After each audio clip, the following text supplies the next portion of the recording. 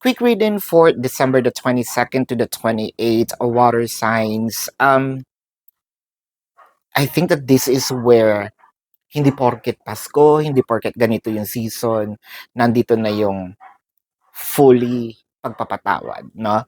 Yes, probably, no, I'm gonna be civil with you because it's the Christmas season. Ayoko ng away, ayoko ng gulo.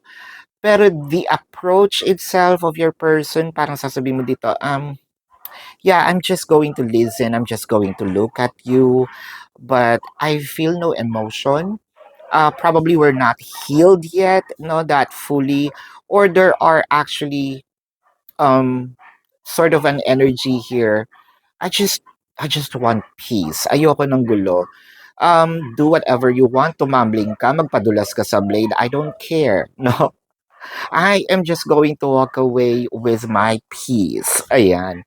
So, I feel like sobra yung nagawa ng person na ito sa iyo.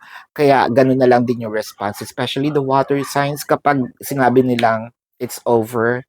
Mm, it's really over. Kasi they can really stretch their patience with you. Pero pag nasagad na, I'm so sorry. This is your quick reading for December the 22nd to the 28th, water signs.